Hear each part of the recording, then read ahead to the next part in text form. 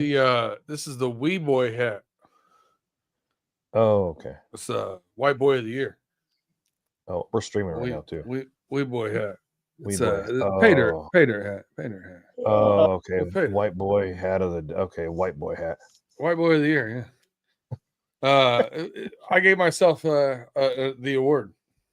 Well, it was actually Noah. Noah made a comment about it with Tate, and then I was like, no one's taking that away from me. Yeah, that's mine. That's mine. Thank you. And so I've just been keeping it. Why not? makes sense. And then I've got the pay dirt. I've got the It's Only Money hoodie. Like I'm feeling some kind of way about last week. It wasn't just the Bengals loss. Wasn't just my college team looking like doo-doo brown. Yeah, your team looked like shit, dude. Doo-doo brown. Five turnovers. Hey, you got 5 turnovers. Did you guys win that? Win. Yeah. Oh, you guys did win? Okay. Because the last time I looked at the score, Michigan was losing to Northwestern. I was like, again, sorry, 5 turnovers. They were they were only behind the game probably 2.5 minutes the entire game. Yeah. So you just saw right after the 3rd pick in the 4th quarter. Mm-hmm. You heard that right. He threw 3 picks in the 4th quarter. He looked good early. Looked dominant, and then all of a sudden the wheels fell off. But it's one of those things. You guys, Bryce Underwood. You've seen one of those games though, right? Like from other teams.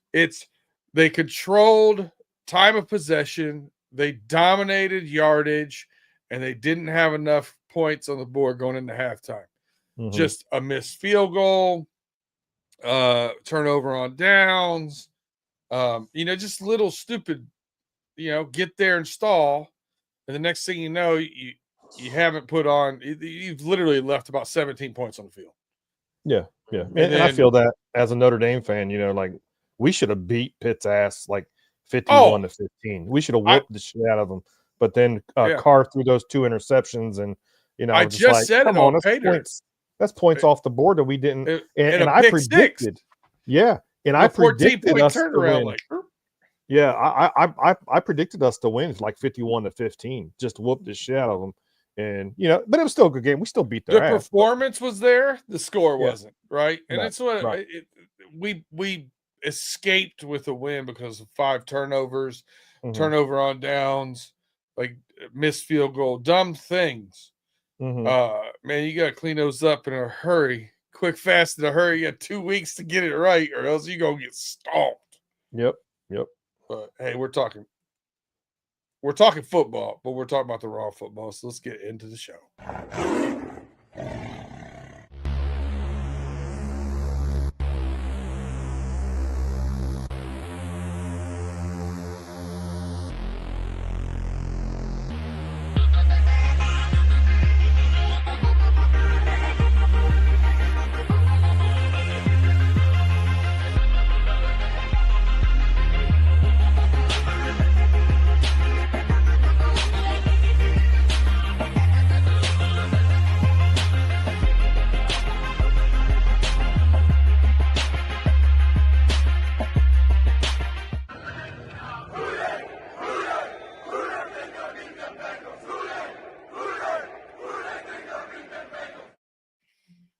Welcome back. We are running through the jungle. I'm your host, Brandon Herriott, here with your host, Tim Lyons, and Justin Lacey. What's going on, fellas? What it do? Woo. How doing today, man? How y'all doing? Not too bad. Listen, from the cold open, I'd be remiss if I didn't mention big game in Cincinnati for college football this week as well. BYU coming to town with the 11th ranking, and favored by 2.5 over the Bearcats. So big game there too. Yeah, you know what? All weekend long, because high school football in Cincinnati, you got 2 of the powerhouse high school teams, St. X and Elder. They're going to be facing off against each other in Paycor Stadium on Friday. So they needed a space, and the Bengals were kind enough to offer them their space. So that way, high school on Friday night, college football with the Bearcats going against BYU. And you got the Bengals at home, which obviously we want to talk about with the game against New England. Nobody's going to care too much about the Bengals this weekend. But it is worth noting that the #1 streamer in the world, I Show Speed, who's actually a Cincinnati native, he actually is going to be the ruler of the jungle for this game. So, is that who that was? Yep. Yeah, he is the ruler of the jungle, the number one streamer in the world. And yeah, he is kind of gone mainstream he's pretty nationally recognized at this point, to where he's very attractive for the young guys. I mean, the young kids, the young crowd, and it's going to be an awesome kind of sight for him to kind of come back to the city that he grew up in, and he made it big out here. So I know the city is awfully proud of him, and it was a great get for the Bengals to be able to get someone like him to be the ruler of the jungle.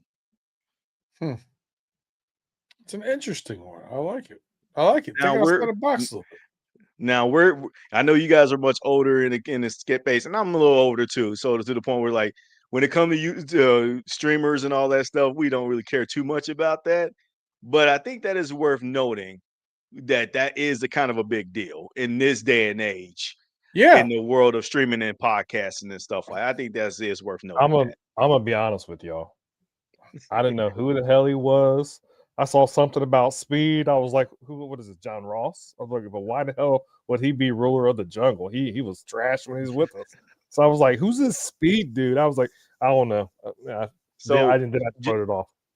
Just to put you on game to basically how I ended up getting hip to him, because he's a local guy. He's from here.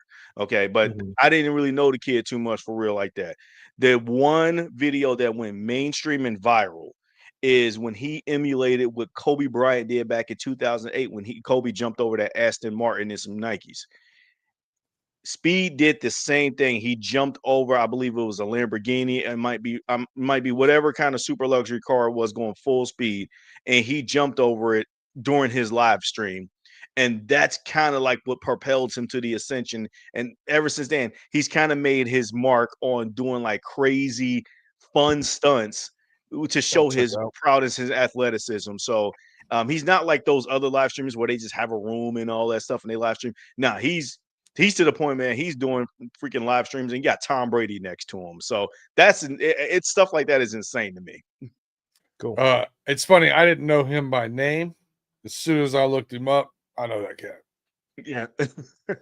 I know that cat.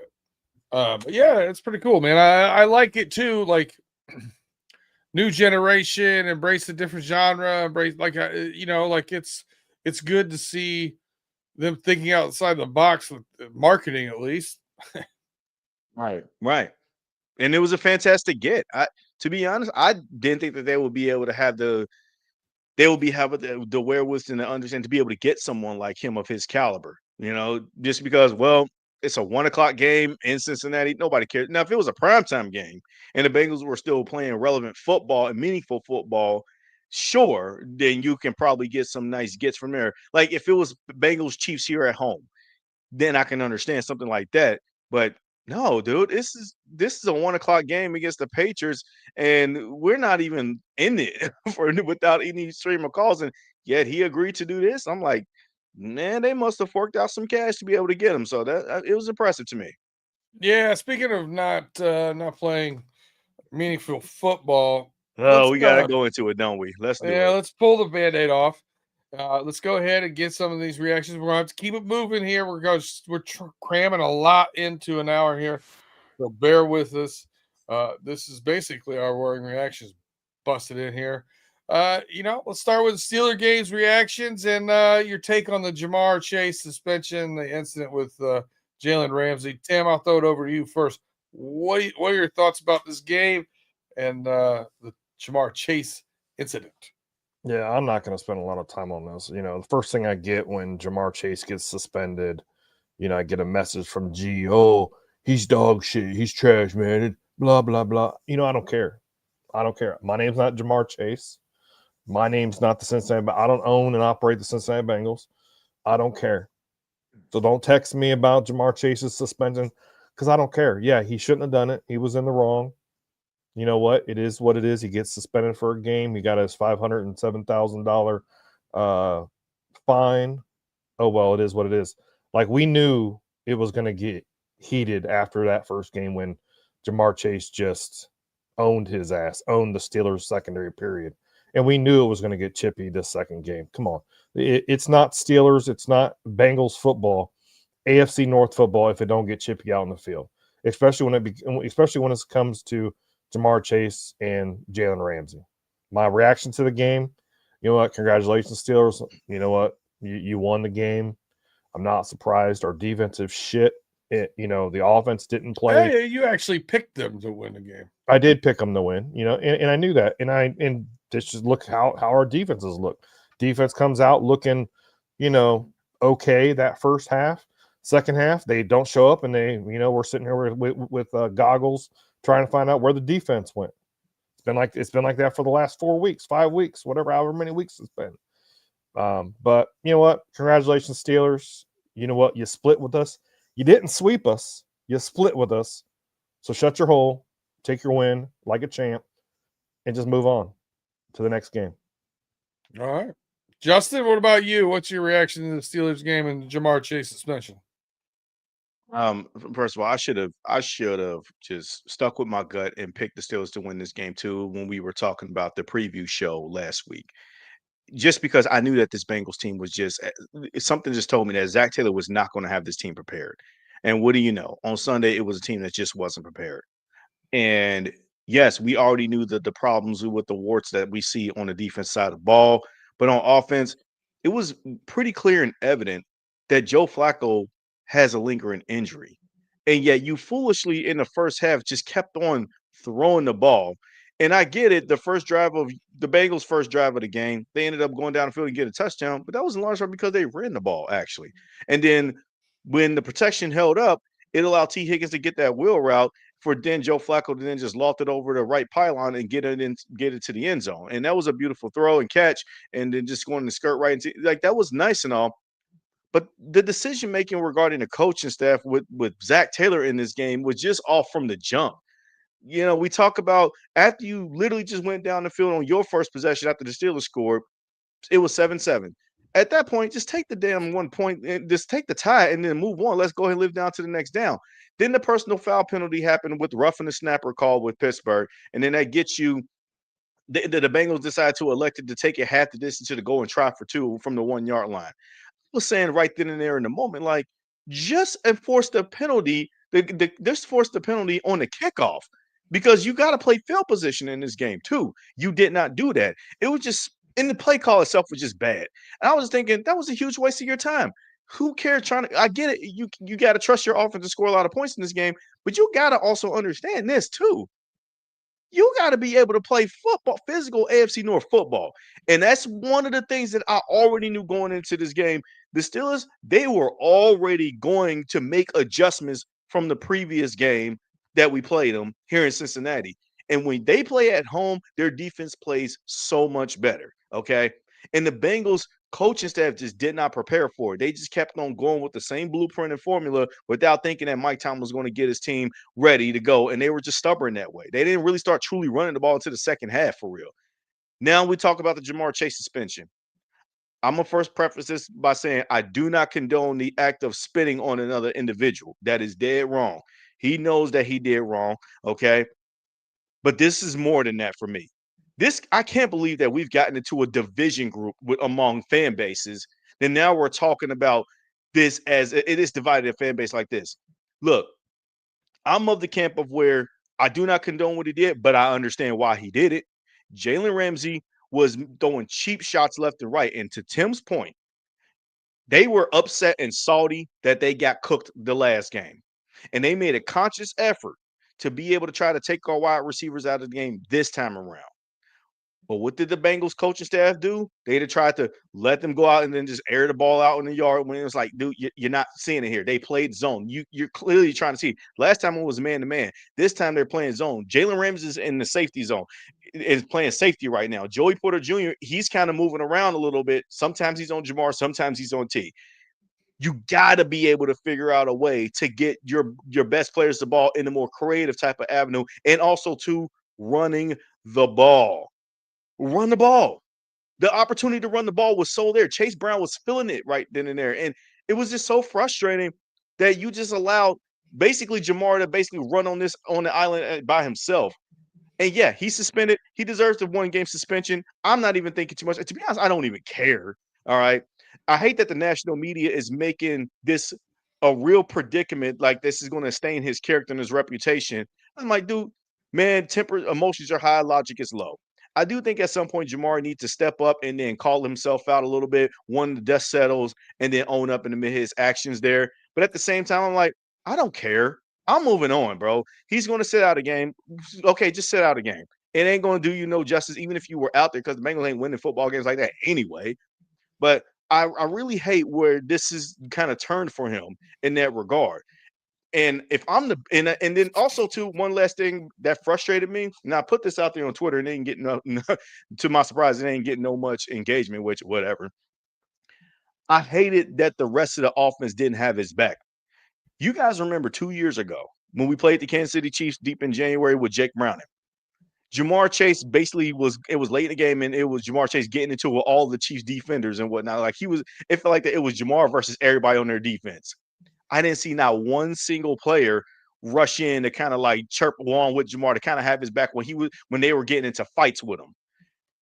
It was almost the same thing this time around too. It's like nobody is trying to stand up with Jamar.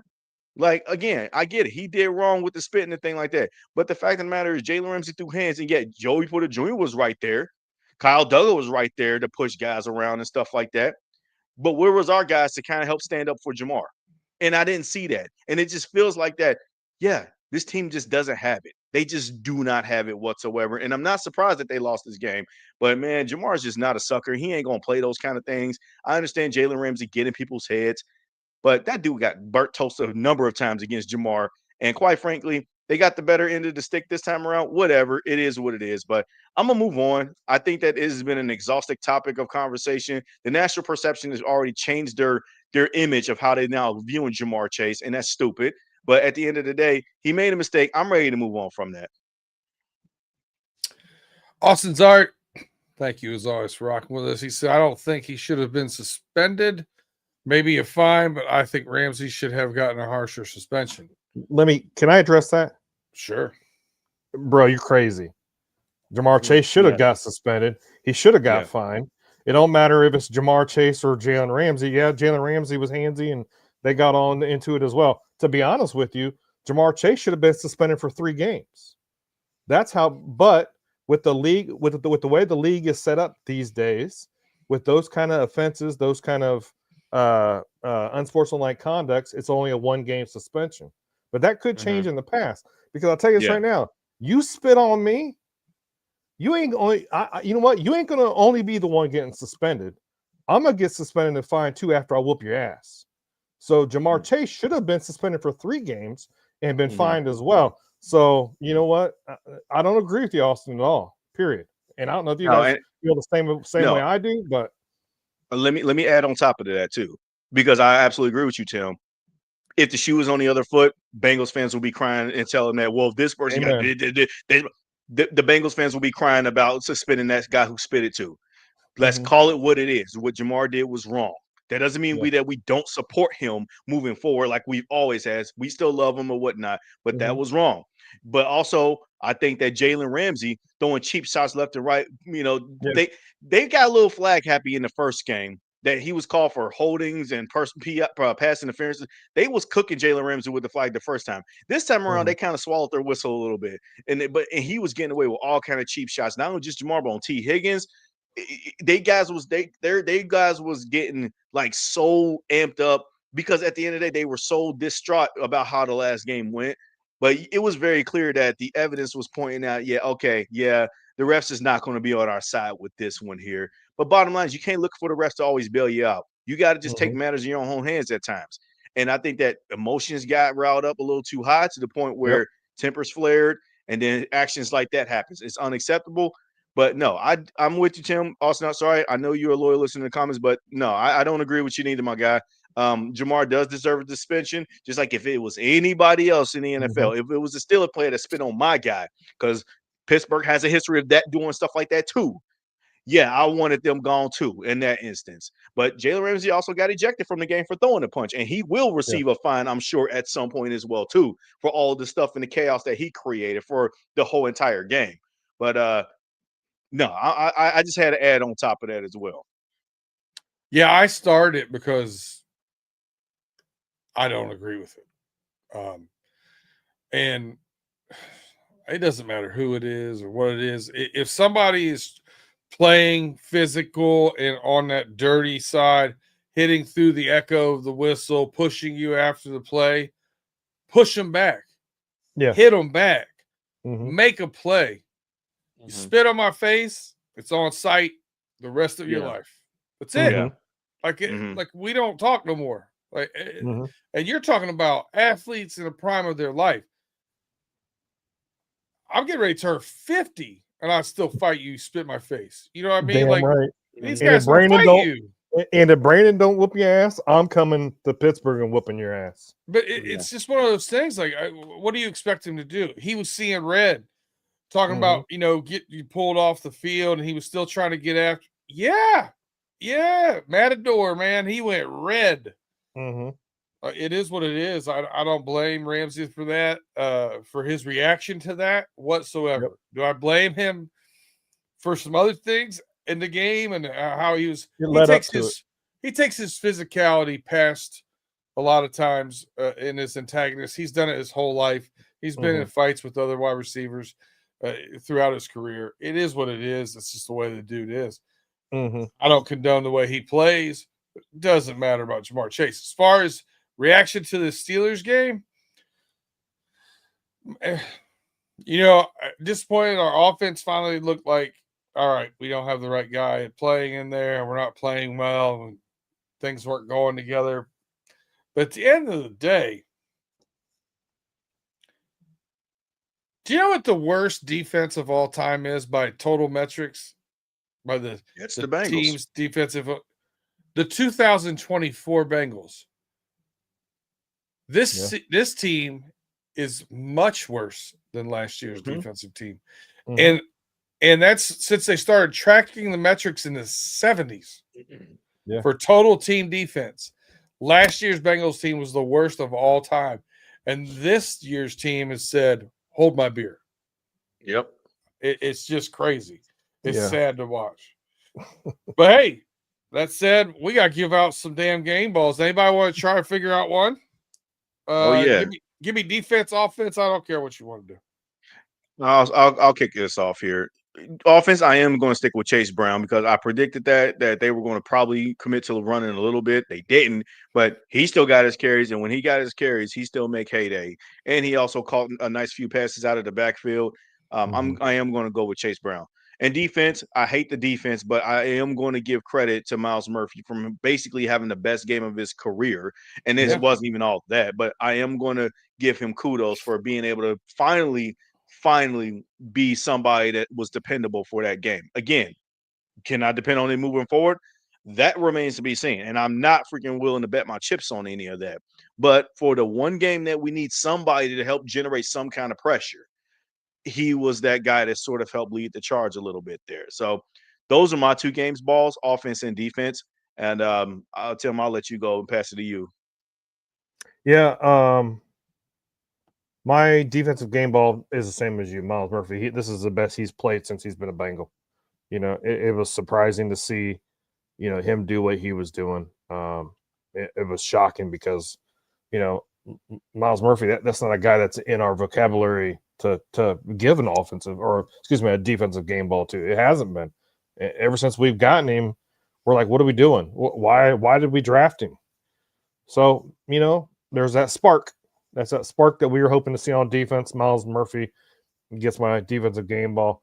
Offensive game ball, I'm still going with what I said last Wednesday. I'm giving it to T. Higgins. I'm giving it to T. Higgins today. I'm giving it to T. Higgins.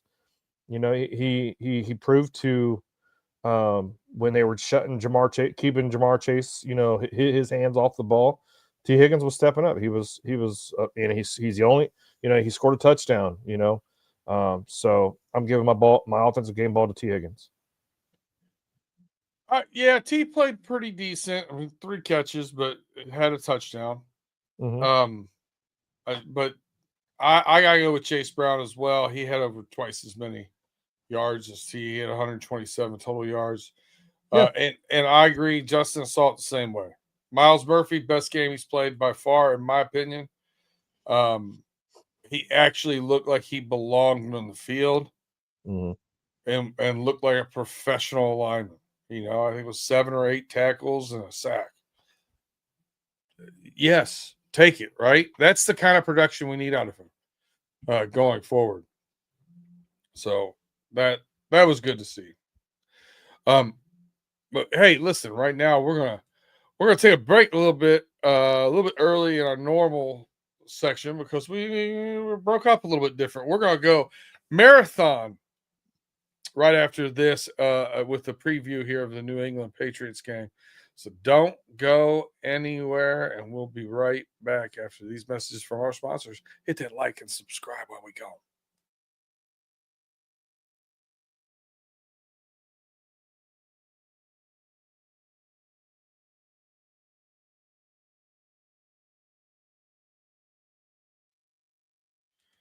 And we are back here at Running Through the Jungle.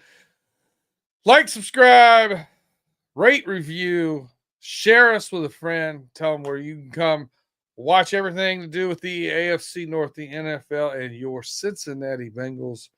Win, lose, or draw, we ain't going to stop wearing our stripes. It is what it is. All right, let's get into preview of the Patriots. We're at home, 1 o'clock. Sounds familiar? I think that's how we started off this year, this season last year. Yeah. Oh, man. That was a fun game, wasn't it? Yeah. Right. Anything overview you want to say here? I mean, the Patriots are hot right now, hottest team in the NFL. Drake May is playing like an MVP candidate. Whoa. He is.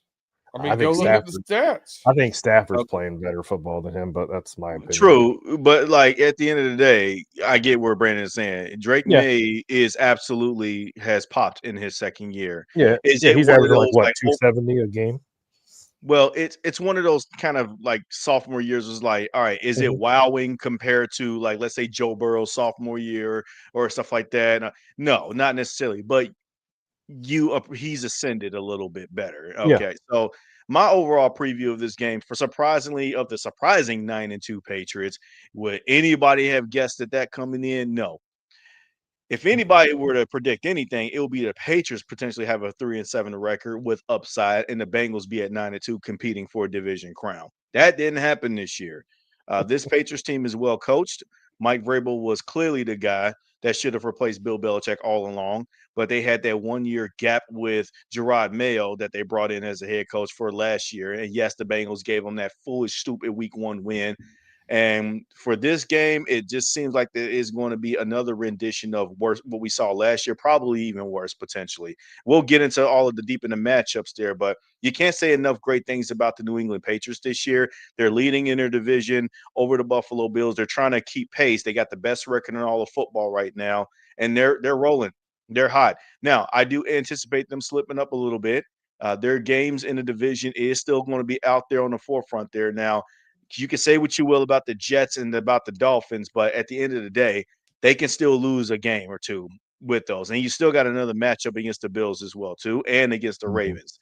So it's not all going to be sunshines and rainbows for the Patriots as they go through the home stretch of this season, but it does set them up nicely to be able to have and pretty much lock down the number 1 seed in the AFC. Imagine that. The New England Patriots without Tom Brady and Bill Belichick locking up the number 1 seed.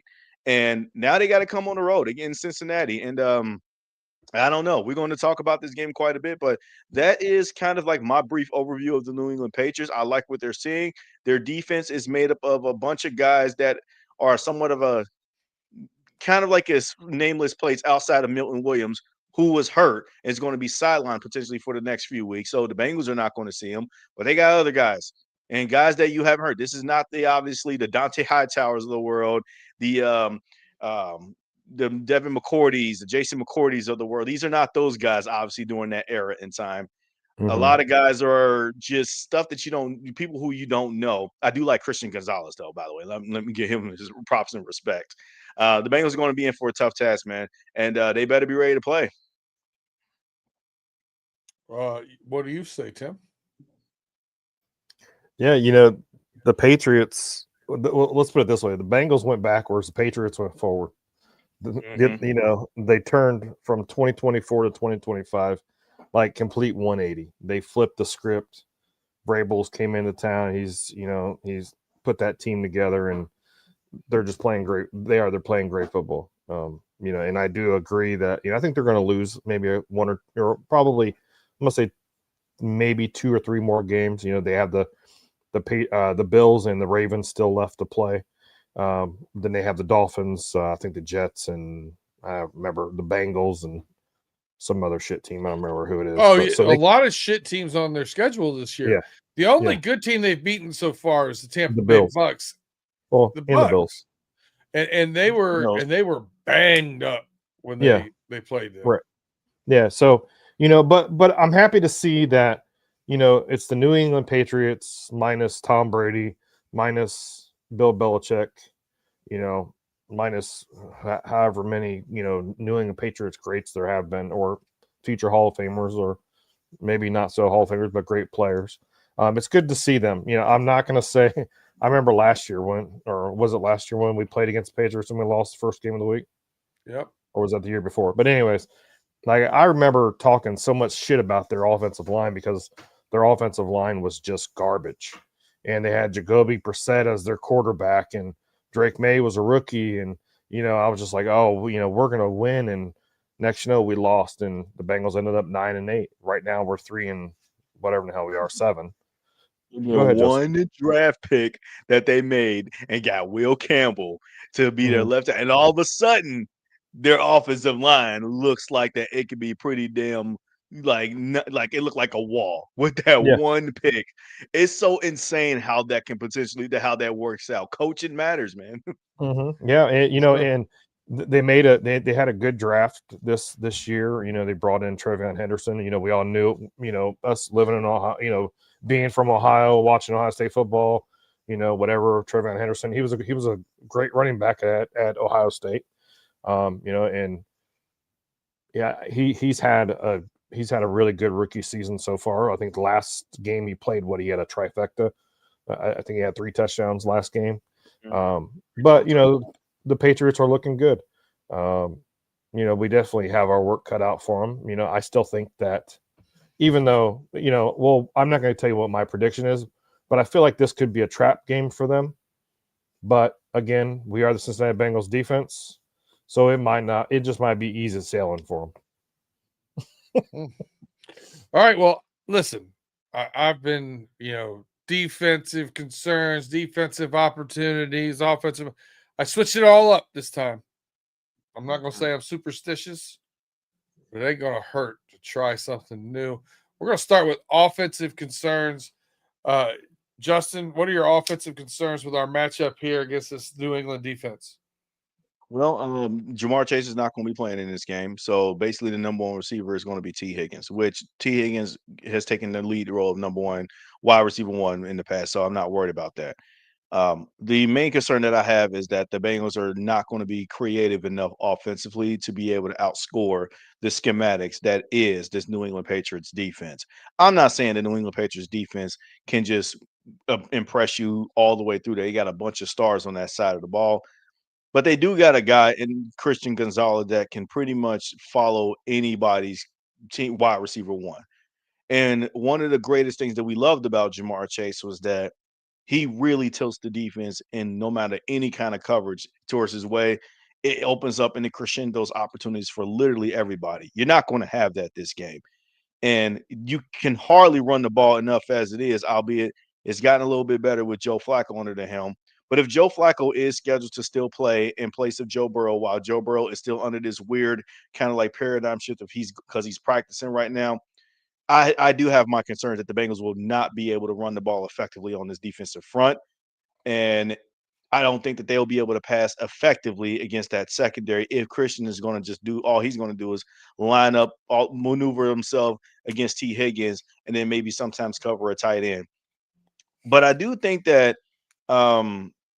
the Patriots' defensive linebacking core can be, well, we're going to get into offensive opportunities in a moment here. So let me not. He caught himself. Nice. Let me stop.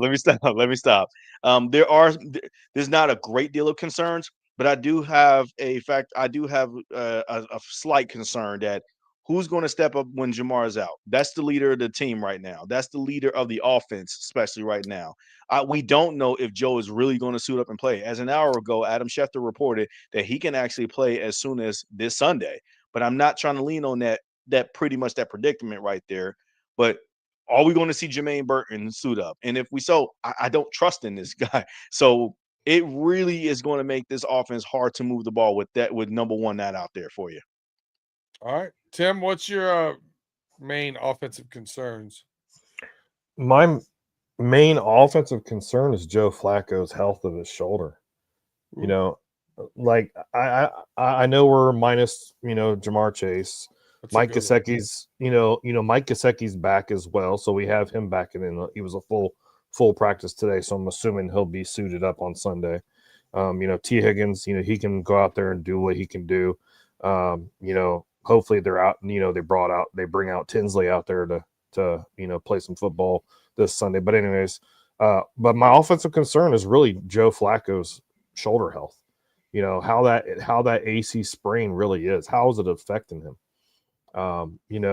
It didn't seem like he just on Sunday versus the Steelers, I don't know. It didn't seem like he was putting that same zip on the ball. I don't know maybe he was just tired of dropping back 40 times in a game. I don't know. But yeah, my major offensive concern is Joe Flacco's shoulder. It's not really our offensive line that I'm really that concerned about, but I have seen the Patriots bring pressure, and they will bring pressure on Joe Flacco. But we only allowed 1 sack last week, so the offensive line is actually playing pretty good still. But Joe Flacco's shoulder is what I'm concerned about. That's a good one. I didn't have that one on the bingo card. I like that one.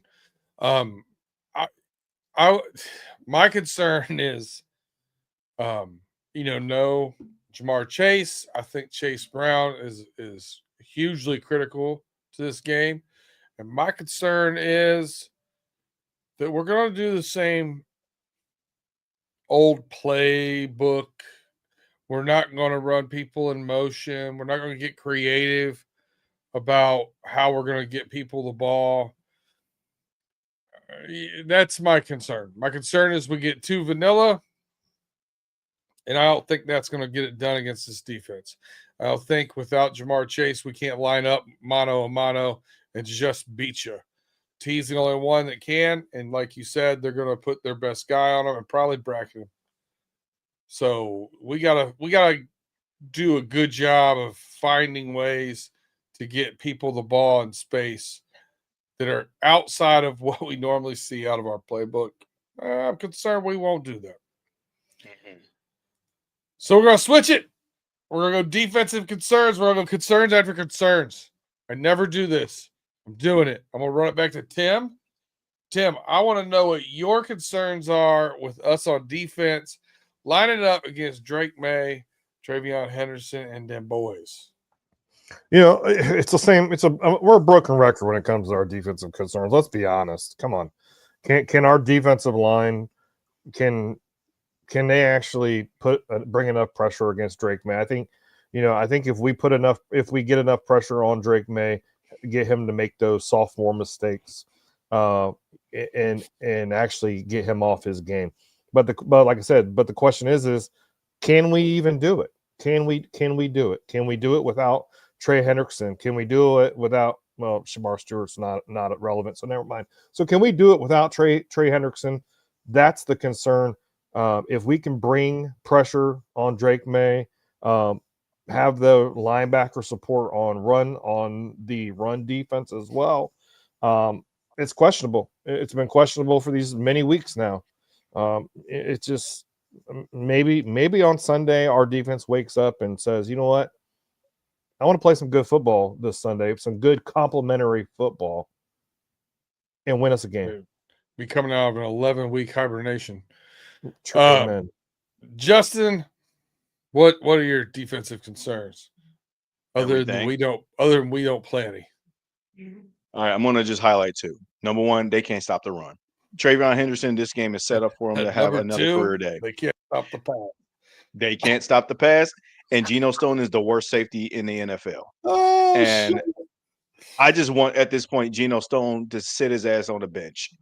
Dejon Anthony has come back from practice. He's elevated now from so we might see him get some snaps finally, because I think that he's been put in a doghouse since last year's 4th and 16 call against the Chiefs that would have won us the game and had that penalty not had happened. But they didn't give him a chance. You know that. Hold on. You know that call was bullshit. Anyways, go ahead. He was there a little early. I know. It's one of those things where it's like, you know what? It is what it is. I've kind of moved past it. But at the same time, I'm like, the fact that you didn't give this kid an opportunity, Lou Anarumo, obviously at the time last year, and he didn't get no snaps at all this year. And I get it. He probably was dealing with a little bit of injury or whatnot. But, man, that was terrible. He's sitting there posting on social media talking about, man, I'll do whatever it takes to get on the field. And so, yeah. And to your point, like, missed tackles obviously galore, but I'm not going to steal your thunder because I know that's where you're going to go. That's Austin's art. They cannot stop the run to save their lives in this game. When I think back to Breece Hall against the Jets and how he just basically was the one-man wrecking crew on his Bengals defense, multiply that by 3, and I think Travion Henderson is probably going to do numbers on this Bengals front 7. And I don't think that they are good enough to be able to stop the pass either for them to be able to run successful play action, because Geno Stones takes horrible angles. He just cannot tackle. And I just think it's just set up for an all-time mismatch. And we're going to say this is probably the same thing again going into the November Thanksgiving game against the Ravens. Wow.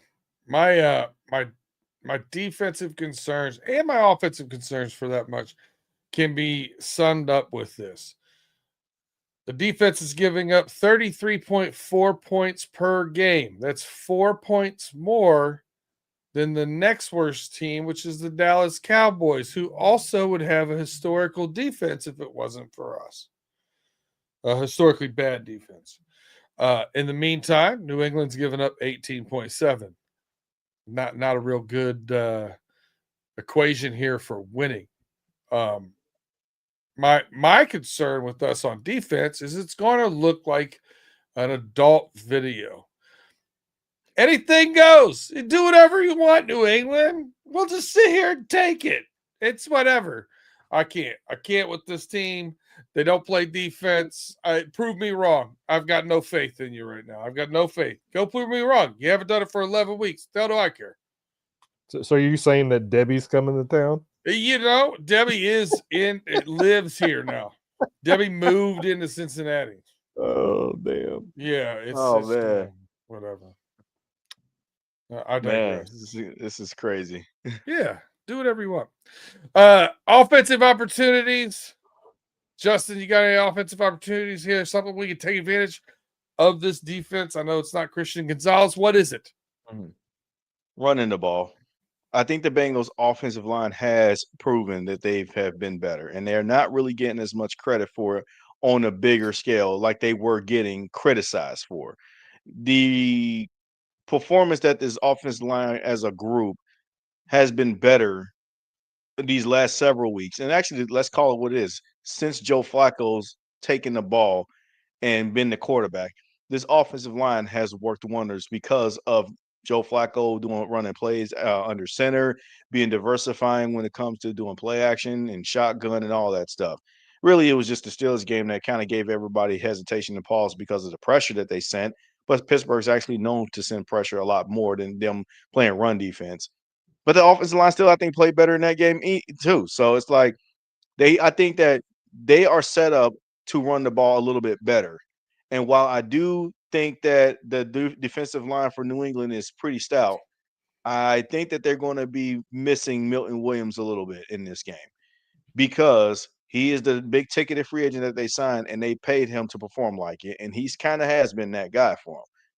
I think Chase Brown is good enough to also be the guy that can kind of like do it all, make you miss and all that. But the Bengals just got to get creative in order to explore that opportunity within the run game. And I think this is also a great way to set up play action to the tight ends as well, too, because while I don't really believe that you'll be able to get a lot of opportunities within against their secondary with the bracket coverage just going to roll towards T. Higgins. Andre Iosivas just drops passes like crazy. I don't know if we're ever going to see Jermaine Burton on the field. I do hope that we see a little bit more of Mitchell Tinsley. I think that the opportunity as well, too, could be by featuring the tight ends more in this game and then test out the linebackers, see if they can cover in space. Those are really the two that I'm going to go with. But again, it takes committing to the run to be able to make this happen. And you got to take the pressure off of Joe Flacco's shoulder right now. He's not healthy. It's clear. We all see it. That's why I'm like, you know what? While I'm not going to be too, crazy about if Joe Burrow comes back and play this week, man, it'll be giving this team such a boost because it's Joe freaking Burrow. But I'm not going to lean on that right now. Right now, the thing that I have to lean on is Joe Flacco. Otherwise, neither of them are going to play, and we're stuck seeing Jake Brown to play again. And nobody don't want that. All right, Tim, where do you see opportunities here? That's all. I can't believe you said that, Justin. I can't believe you put that in the universe. You know what? If Jake Browning gets on that field at all this year, I'm flying to Cincinnati and I'm gonna kick you in the shin. But anyways, I know Justin brought up the whole, our offensive opportunity is a run game. My concern is the Patriots have the number one run defense in the league. I think our opportunity, even though my concern is Joe Flacco's shoulder, is throwing the football. Is going to be throwing the football. I think they're like 17th in passing defense.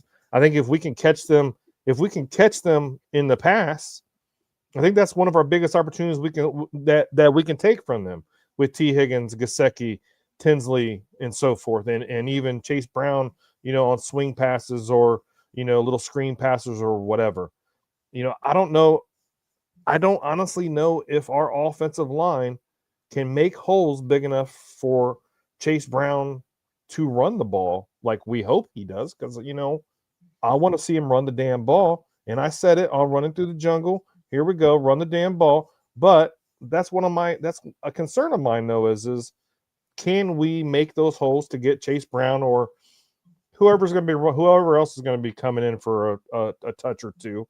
But I think our biggest opportunity is catch him with the pass game. I know Gonzalez is a good corner. We have Jamar Chase out, but that opportunity, I think that opportunity is going to be Joe Flacco throwing the football. But like I said again, I know I said it already once. My concern is his shoulder, but that's my opportunity still is the pass game. I'll get even a little more specific with the pass game because I think that's also where we're going to have some opportunities. I think it's going to be out of 12 personnel. This Vrabel team has taken on his personality. He's gotten rid of guys that he didn't think fit. He's gotten rid of two safeties that played a lot there that are both in Pittsburgh now.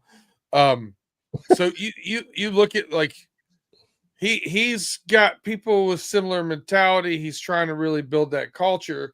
I think they take pride in stuffing the run. And I think if we go into that 12 personnel, play action pass, Noah Fant, Gesicki, and T. Higgins are all pretty large targets.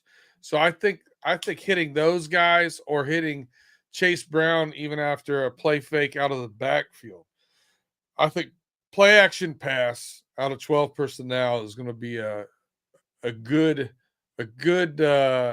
fit for this offense this week without Jamar Chase going against the New England defense. All right, here is the question of the day. Tim, tell me about all these defensive opportunities you see for the Cincinnati Bengals going up against Drake May and them boys from New England. I know. I got nothing, Coach. I got nothing. Like, I honestly have nothing because we see what's been going on. Why should I give a defensive opportunity? we know what the opportunities should look like if we were talking about the Pittsburgh Steelers, the Kansas City Chiefs, the New England Patriots. But when it comes to talking about the Cincinnati Bengals, the defensive opportunity is not getting your ass kicked on Sunday. So that's my opportunity. The defense shows up and doesn't get their ass kicked this Sunday against the Patriots. That's it. Justin, go for it, buddy. All right, I'm going to try to do my best to kind of find some kind of silver lining positive here. It is going to be tough because I do not believe in this defense at all. At all. We've made that very clear on this show. But I still think that you got to build on the performances of DJ Turner. And now I think that you got to see if Myles Murphy can replicate what he did this past Sunday on the road. Do I believe in him long-term in the future, the building block on the D-line? No, I do not. I do not care about this one game. I haven't seen enough from you for me to believe that I need to pick up your fifth-year option. Even if you were to repeat a performance very similar to what you did last week, it's still not good enough, in my opinion. But I think trusting that DJ Turner can hang with whoever their number one receiver is. It Stephon Diggs? Is it going to be Matt Collins?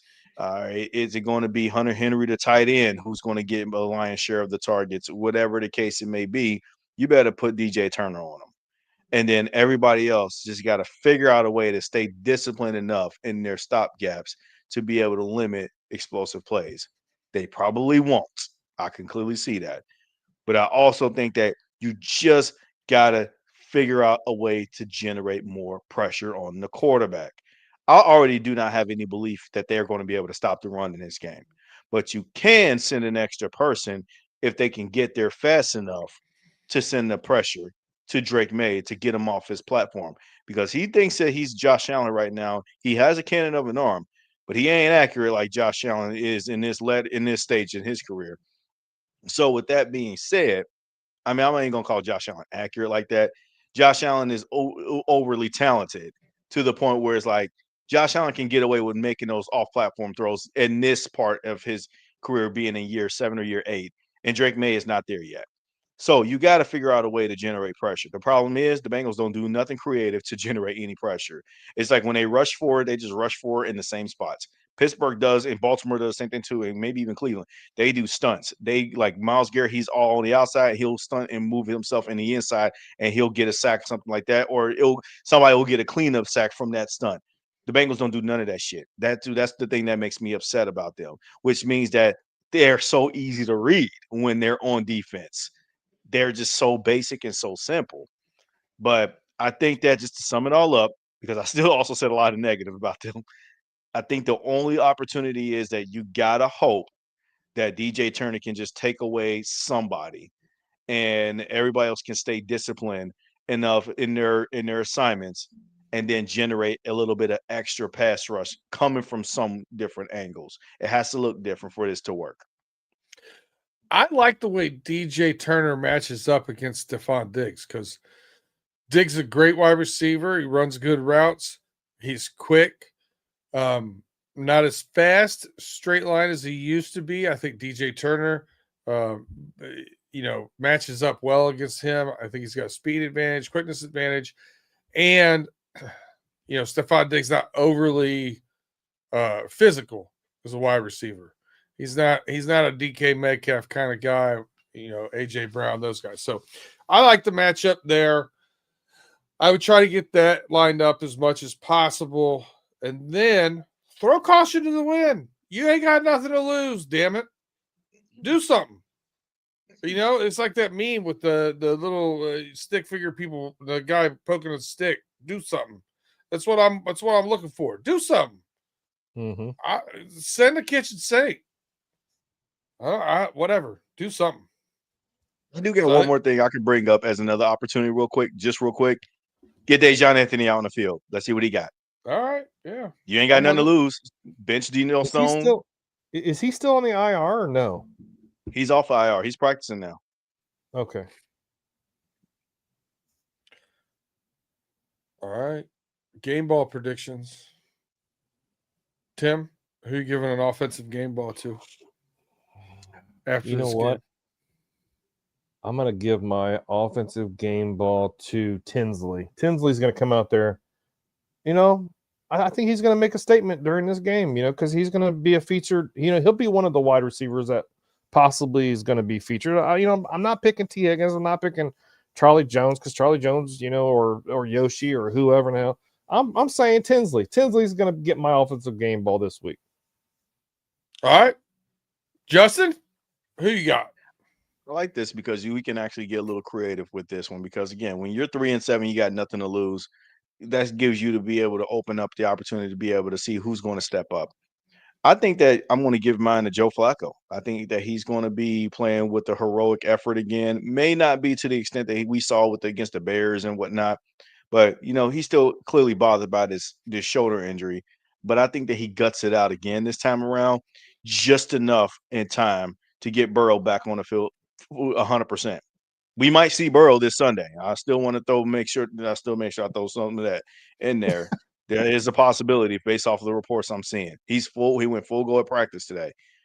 But I still think it's a little bit too premature to call Joe Burrow out to this Sunday, knowing that, bro, we don't know what the hell we're going to be doing. But my office game proposition, I think I'm going to go with Joe Flacco in another heroic effort here. I'd love to put Chase Brown here because I feel like that's the one opportunity, if he were to get the game ball, that we would have at the best opportunity to win. It would be. That said, I think we're going to be down early with throwing the ball a lot. I'm going to coin toss here between Yoshi. I'm going to go Noah Fant. Give me Noah Fant for the win. Nice. I think he mops up in the doo-doo time. Nice. All right, Justin. Defensive game ball predictions. Good luck with this one. Oh boy. Oh, gross. All right. Ugh. I hate that I'm going to do this, but I'm going to do it. I think I'm going to go Jordan Battle. I think he gets a turnover in this game. I don't want to pick that dude because I don't like him either. I know I've shitted on Geno Stone quite a bit, but I think that Jordan Battle has been also another one of those things that's not been good. He does get splash plays. I'll give you that. He does. He did have a nice tackle for a loss last week too. That was really his only highlight reel. But I think this is one of those weird games where it's like, okay, maybe Drake may air Mills one or whatever, and he gets a turnover. Or if they're already up by a dozen plus or whatever, and we know clearly that the Bengals have given up and quit in this late in this midway through the fourth quarter, and you put your back up in there, maybe you intercept that person, whatever. I think that's probably where I'm going to go. Do I feel good about it? Hell no. Nah. But that's where I think my prediction would go for that one. All right, Tim. Defensive game ball predictions. Who you got? I'm going to give mine to Knight. I think Knight probably leads the team with tackles and gets an interception on a Drake May ball over the middle that he's trying to throw to Hunter Henry. So I'm gonna say Knight. You said that he'll lead the team with tackles, bro. You better be hoping that he don't lead the team with missed tackles. Right, I know. Hey, that's gonna be something, man. Hey. He leads the team with tackles and missed tackles. Hey, I'm trying to put it in the universe. He's gonna have a good game. Yeah, you're saying I get you, man. I get it. It's tough, man. It's a tough draw. That's so sad. Man, I'm looking at last week trying to figure out who should I pick out of this, and Slayton had one tackle. That's awesome.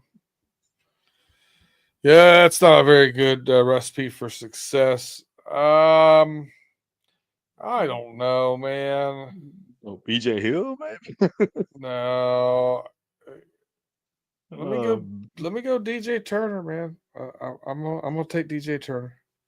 All right, cool. I didn't want to be too cliche repetitive just because I know I picked DJ Turner.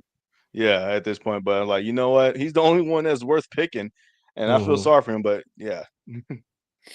All right, score predictions, Tim. What do you think the score is going to be of the Cincinnati Bengals, New England Patriots, 1:00 in Cincinnati? What's the over under? 7.5, I think. No, that's the point spread. 48, maybe? The over under total score. Okay. Yeah, I'll pull it up. I'll pull it up here real quick. I think it's 48.5 or something. 50.5. Oh, it's 15.5. 7.5 point game, right?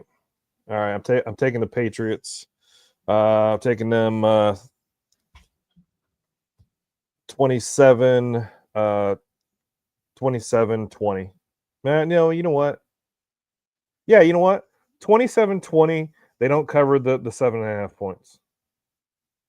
All right. Justin? So, yeah. You got the Bengals pulling off the upset. I unfortunately do not. The Bengals defense, well, the Bengals have allowed 27 points in 9+ consecutive games. Right, probably even longer than that. I think that streak keeps going. So we know by sheer logic and math that the Patriots are at least going to have 27 points. Now, the question is, how much more points are they going to score? And can the Bengals offense keep up? I think that this will be a bet of this. Just bet the over. If it's 50.5 is the point spread, over under spread, just go ahead and bet the over there, because it's probably going to be one of those games where the Bengals going to have some last dirt magic touchdowns, kind of like the Lions game where the game might be over, but you throw some filler points to make it look good. And then it may look respectable. I'm going to say Patriots 32, Bengals 24. So you got them covering. I'm going to go a little higher scoring game. I got the Bengals 23. I got New England 37. Damn. I mean, how many times are we going to give up over 40? Right. True. You know what I mean? I'm looking at worse teams that have hung 40 on us. So prove me wrong, defense. Prove me wrong. And what's the weather in Cincinnati this weekend? Damn dare you. Probably damn cold. dare you. Yeah. I mean, everything's cold now. Who cares? Yeah, it's at the point where the weather is not going to make too much of a factor. 53 in Pittsburgh. Hold on. I got Cincinnati on here too. I got, sunny and 56, high of 56. Yeah. Yeah, 60. Yeah. Sunny.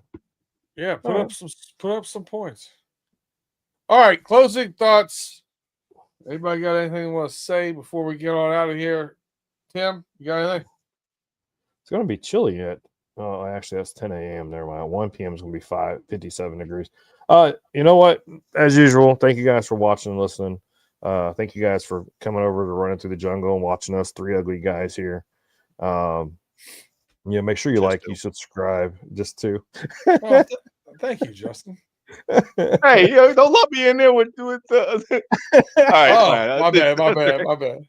But anyways, make sure you subscribe, you share with your neighbor. Come watch Justin and I on Friday on the Friday Night Pick'em Show on Running Through the Jungle YouTube.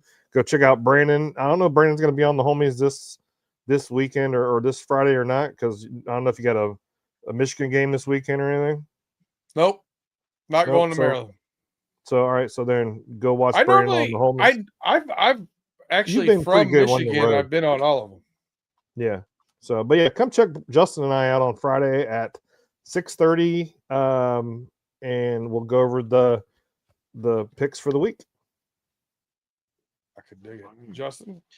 Yeah, no, definitely. Let's go ahead and echo those same sentiments as well too. That look, we're just trying to make this as entertaining as we possibly can, just to get us through the season and ride it out. I have not had a great couple of weeks when it comes to my pick'em spread, and we'll obviously go into that when we record on Friday. But we gotta join us, so they gotta come into the conversation there. So, but yeah, no, I'm glad that we got a chance to be able to sort of just to alleviate what has been a really daunting season for the Cincinnati Bengals. We clearly understand changes are need to be in the air at this point. We cannot continue the recipes of disaster, and we'll have plenty of time to talk about the Bengals front office mishaps and their failures all throughout the rest of the season. So stay tuned. The rest of the episodes to come. But thank you so much all for joining us, man. Yeah. Yeah, it's hard to get really excited when your defense is offensive. Yeah, pretty much. Not good. No bueno. But let's see if we can find something to build on so that the off season we can actually have a fighting chance to do something to right the ship there. And there's gonna be a lot to talk about coming up for sure. I'm gonna still be rooting for him, man. I'm still gonna be rooting for him, and you can still check us out again here next week as we are running through the jungle.